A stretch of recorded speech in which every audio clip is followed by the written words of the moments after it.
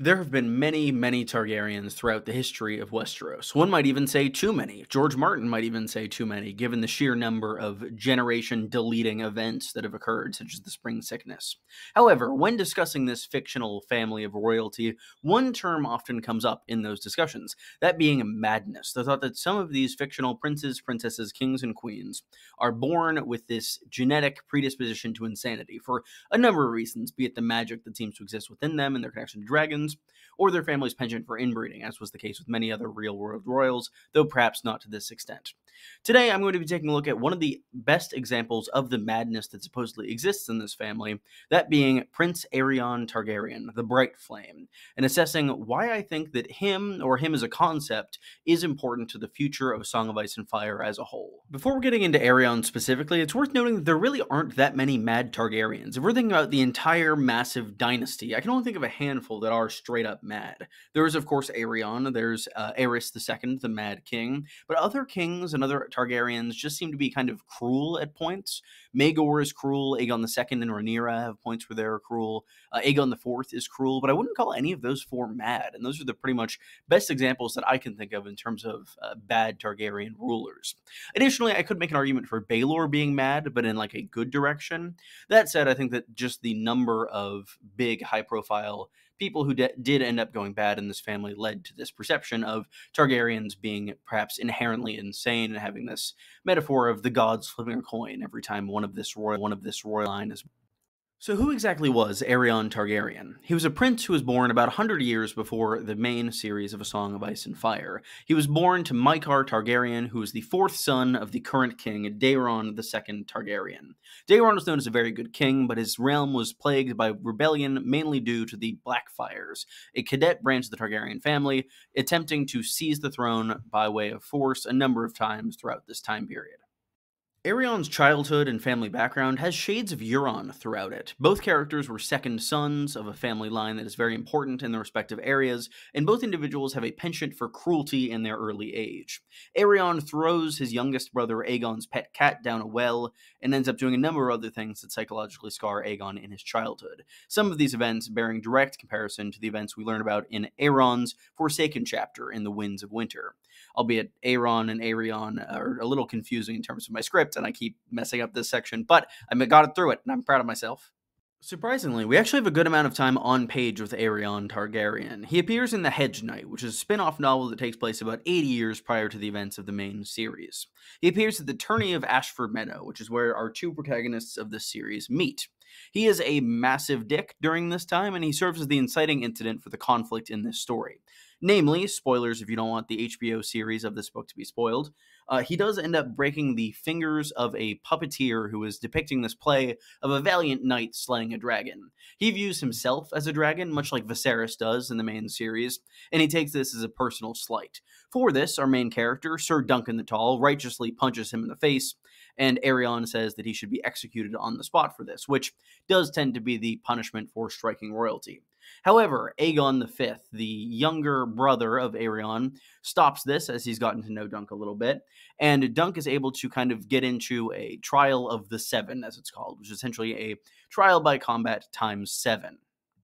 I talk a good deal about this tournament and this trial in my video on Maekar Targaryen, which is linked in the cards, but to briefly summarize, Aerion's side does end up losing this trial, as Dunk is able to defeat them in battle, and Aerion retracts this claim against Dunk. We don't ever see Aerion on page again after this incident, but we do hear a good deal about his events that happen after this from the World Book and from other sources of history from this period. We know that Aerion was exiled to Lys after this period, as his father Maekar was ashamed of his wanton cruelty. During this stay, he fathered some children and worked with the Second Son, which is a mercenary company we learn about from Tyrion's perspective in A Dance with Dragons. He returns to Westeros at some point later, and ends up fighting the Third Blackfyre Rebellion, which takes place in the year 219 AC. He performed quote-unquote actions that are quote-unquote known well during this rebellion, which to me sounds like he probably did some war crimes, but it's really unclear, as a lot of this area of history is being saved for future Dunk and Egg novels, if not Fire and Blood Part 2, assuming any of those books are ever published, which is a massive assumption to make at this point. The last little bit of Aerion's life we know about is his marriage. He marries his cousin, Daenora Targaryen, and they have a single child. He decided to name this son Maegor, which is just a great move because everybody loves Maegor, apparently.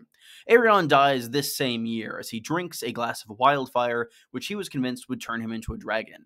Instead, it turns him into a corpse, and the curse of Targaryen madness seems to end with him as Maegor drops out of the historical record. He is considered as a candidate for king at a point because there is this massive council that takes place after Mykar's death, given that there isn't a clear successor to the throne, and Mykar is just kind of left without a clear heir.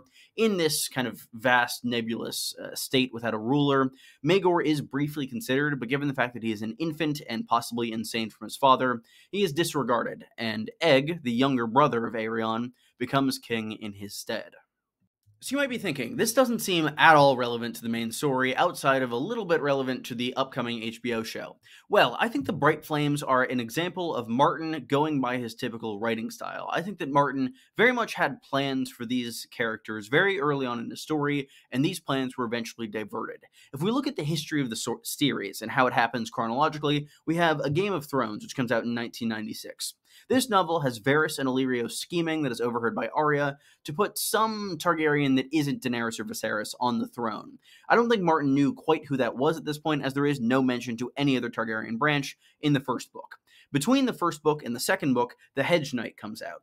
The Hedge Knight contains Aerion and all of his villainy, and sets him up pretty well to be a cadet branch of the Targaryens who might be trying to take over. In A Clash of Kings, we get several repeated mentions of Aerion Brightflame, of his son Maegor, and of this supposed madness that his branch possessed. However, at this point, it's unclear as to what exactly Martin's plan was for them.